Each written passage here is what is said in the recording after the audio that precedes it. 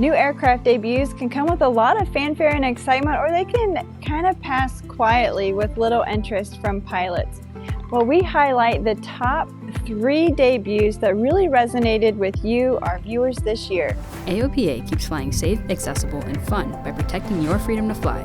We are the most trusted one-stop resource for all things related to general aviation. Become an AOPA pilot today. First up, the long-anticipated Beechcraft Denali made its public debut at EAA AirVenture this summer.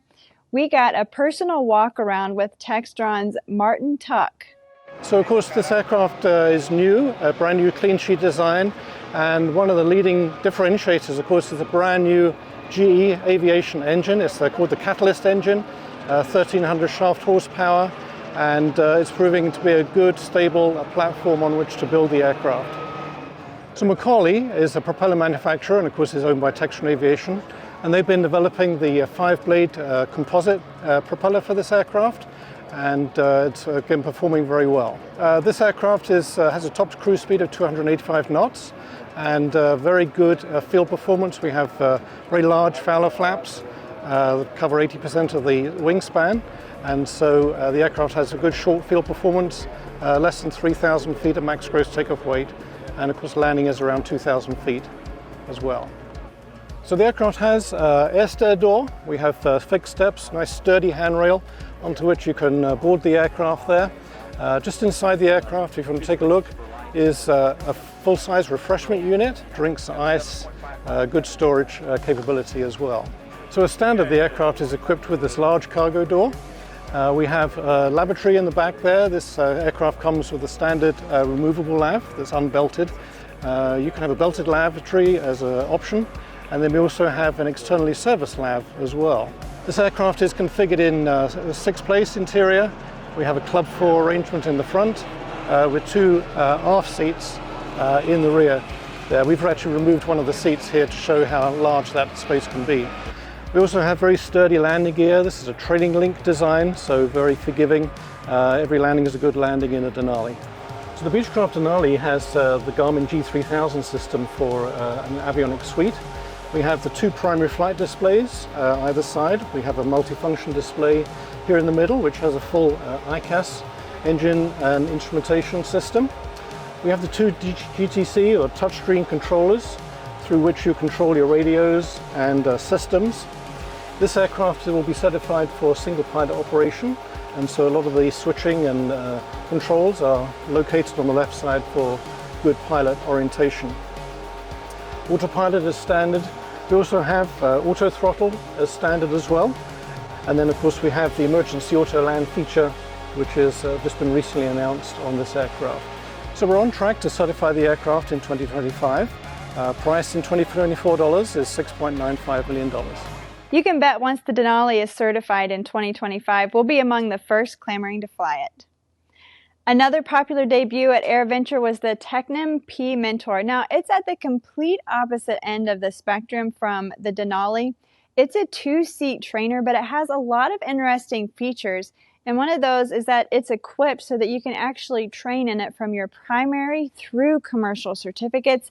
AOPA Editor-at-Large Dave Hirschman gives us the highlights. So the P Mentor, how does it get its fuel efficiency?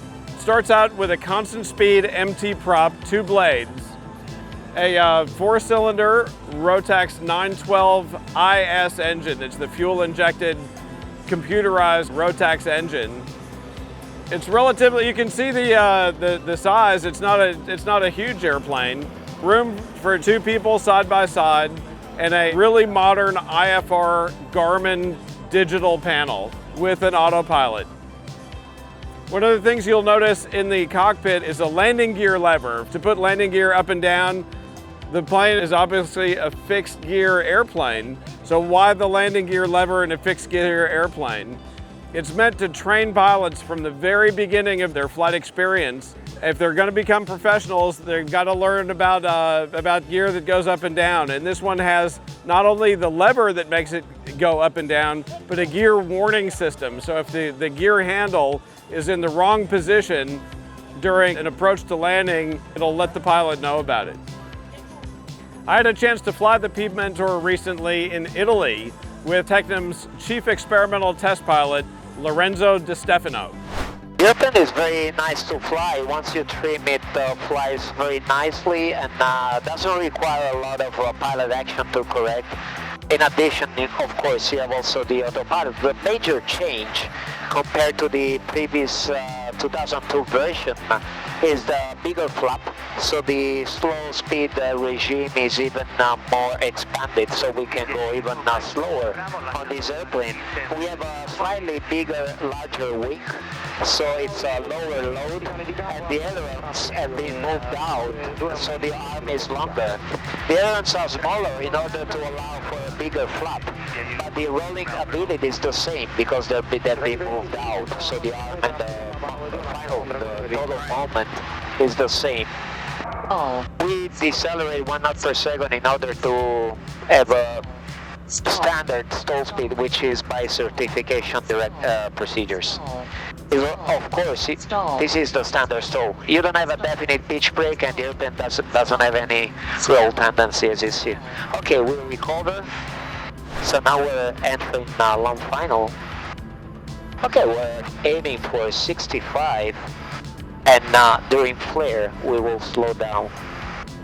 It will be a touch and go. Okay, slowing down. Idle power and flaring now.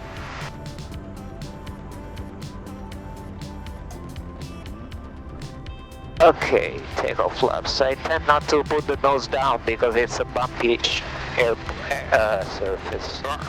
Okay, 55 rotation. We're airborne again.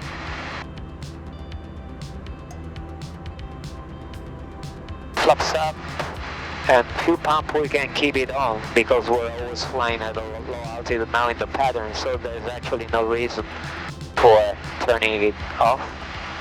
And we will also keep the landing light on. So all we change from now on is the flap position.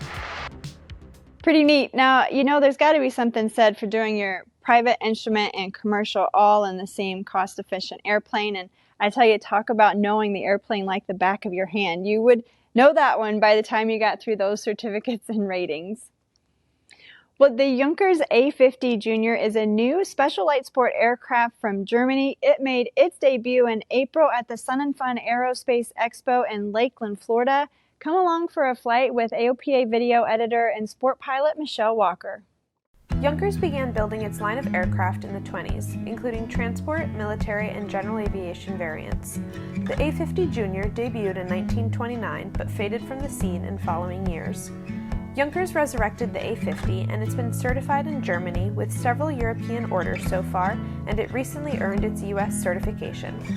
The aircraft starts at $199,500 and will go up to about $220,000 with options. The A50 has the signature Junkers corrugated metal and features a spoked main landing gear and tandem open cockpits. The airplane has many features faithful to the 1929 design, but has a few modern changes, including the 100 horsepower Rotax 912 IS engine, Garmin G3X touchscreen avionics, and a Galaxy ballistic recovery parachute. Now it's time to go do the demo flight and have some fun.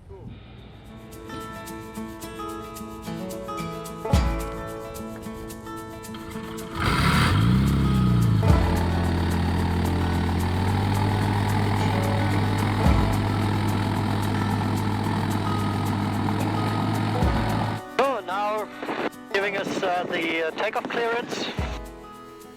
Oh, we're adding power.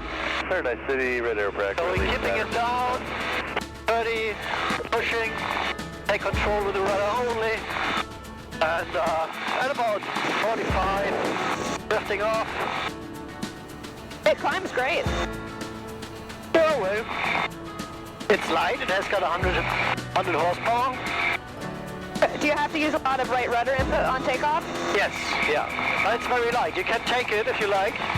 Okay, I have the controls. Okay, so yeah, we can climb up to 1,000 feet or whatever you like. Okay. And then we can go for a storm if you don't mind. Yeah. Fly level, reduce power to idle. So you feel already, yeah. Feel the buffeting off. That's a very dynamic stall, no? Okay. Just keep it, yeah. Then you feel that's That's the stall speed. Sync rate. Okay. I will fly slower, my controls. Air controls. So bring it back to idle. And then we are just bleeding the speed away slowly. Now you can feel the buffeting. Oh yeah. Very nicely. You can pull it back. It's still controllable. Yeah. So just break the stall, relieving, adding power. That was so gentle. Your controls. You can do some steep turns if you like. Okay. The 45 and does a right down. Add a little bit power.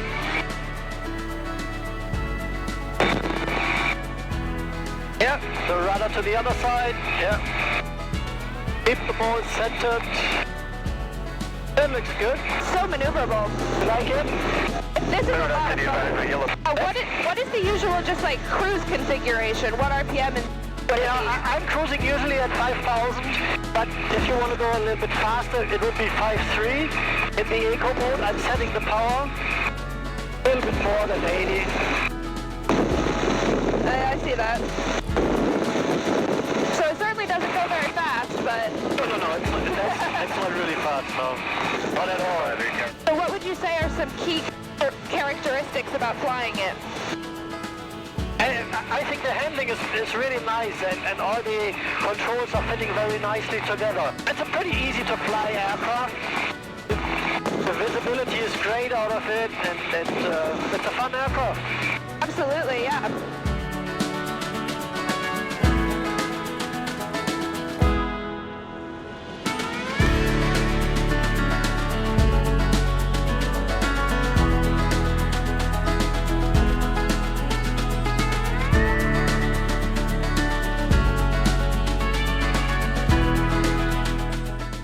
Gotta love that modern take on a vintage aircraft. So let us know, what aircraft are you most excited about, and which one do you think is going to have the biggest impact on the industry going forward? Let us know in the comments below.